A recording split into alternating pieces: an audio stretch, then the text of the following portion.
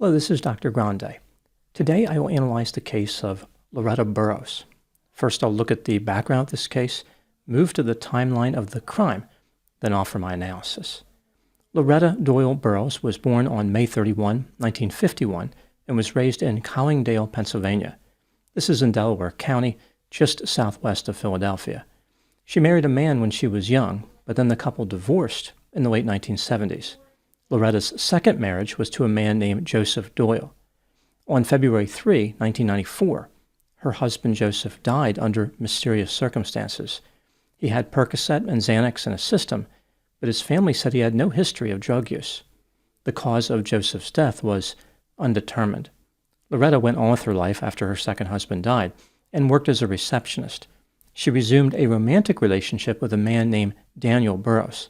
They had dated in high school. Daniel had contacted Loretta after finding out that her second husband died.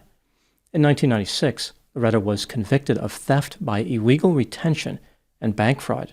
She had stolen money from two of her employers, about $480,000 from an electrical products company in Pennsylvania and about $36,000 from a car dealership in New Jersey. Her sentence was 15 months in prison. Daniel visited Loretta while she was incarcerated. In 1999, the couple married.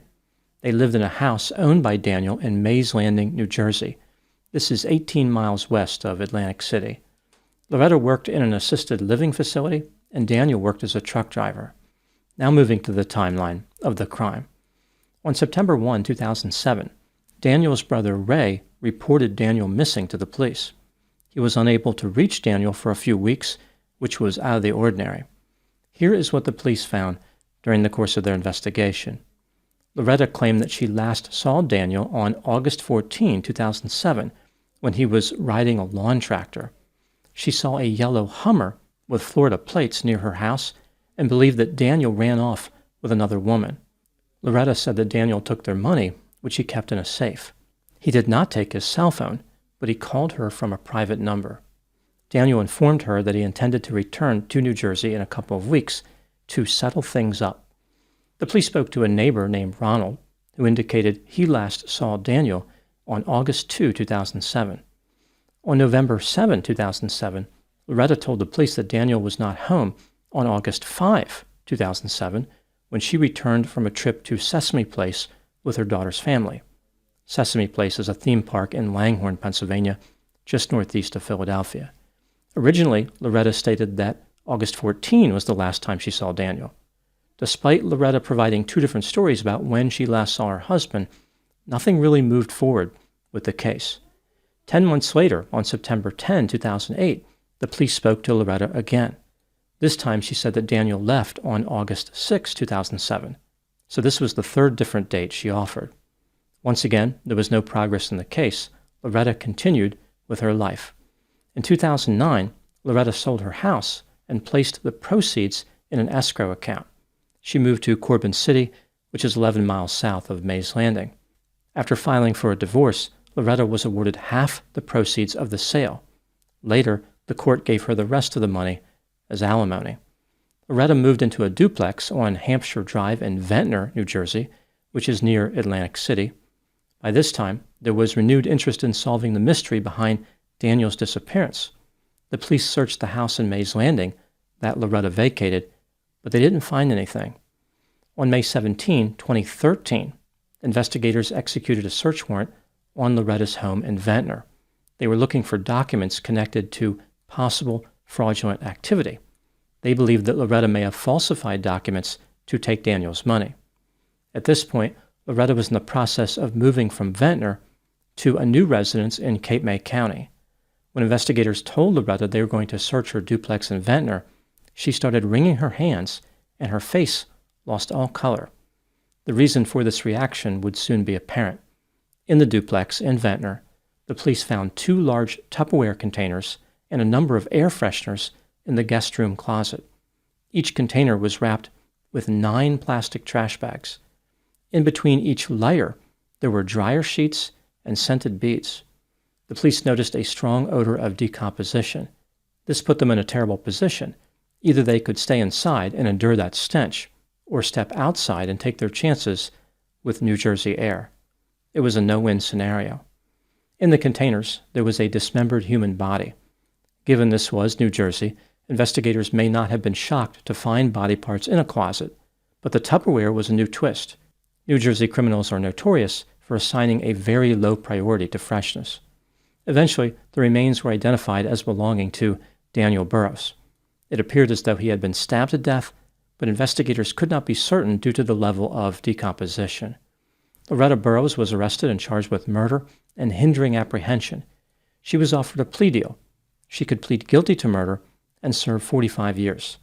Considering how she was in her 60s by this point, Loretta decided to take her chances at trial, believing that 45 years was, functionally, a life sentence. During opening statements, the prosecutor repeatedly referred to Loretta as the wolf in the story of Little Red Riding Hood, but completely neglected to call her the Tupperware wolf. I think the jury would have enjoyed that. On March 17, 2015, Loretta Burroughs was convicted of both charges.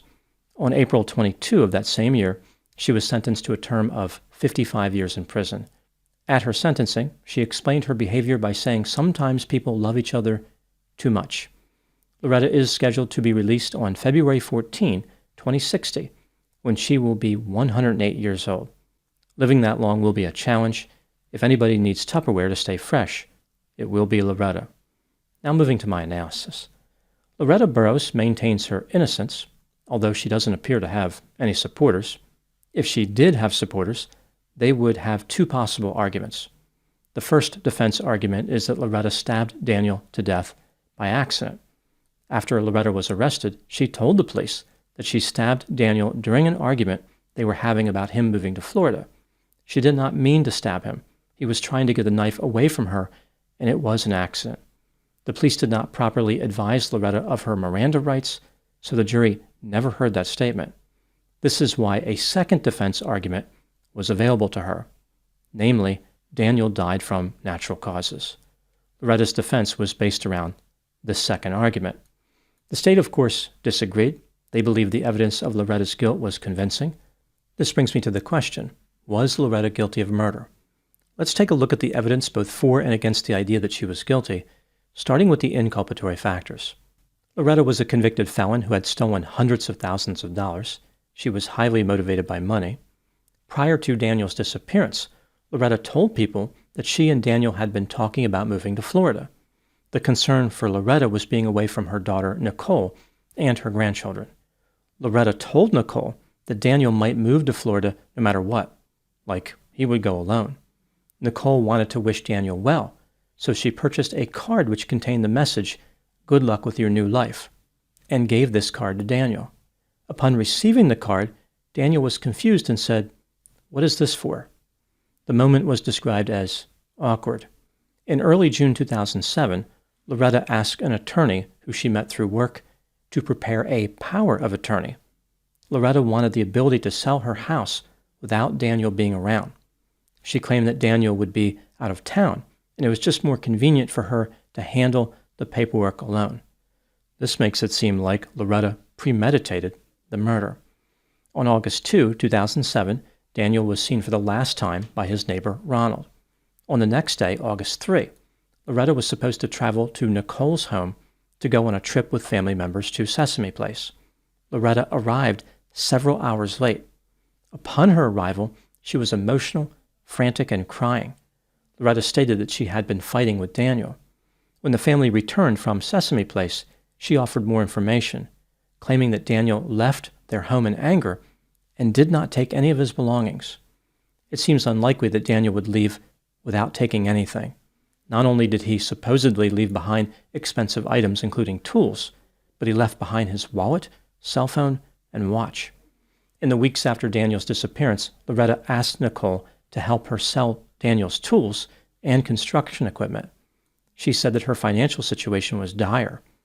Loretta ended up selling many tools, a drum set, amplifiers, a boat, a pickup truck, and model airplanes. Just about everything that Daniel had was sold eventually. Ronald, who again was Loretta's neighbor, helped her sell many of Daniel's belongings. One time when he was offering assistance, he noticed a smell like a dead animal at Loretta's house. Loretta explained to Ronald that the source of the odor was a groundhog which had been killed by Daniel. About a week after Daniel went missing, Loretta told his brother Ray that Daniel left her for a younger woman. Ray was suspicious that Daniel would leave without any of his belongings. Loretta said that Daniel called her and told her that Ray could have any of the belongings that he wanted. Ray asked Loretta to record her next phone call with Daniel, but Loretta said Daniel never called her again after that. This seems incredibly convenient. Ray told Loretta that he intended to report Daniel as missing to the police. Loretta responded, quote, "Why the blank do you got to do that? I just told you he called this morning," unquote. Loretta offered to sell Daniel's tools to a friend of his named Bob.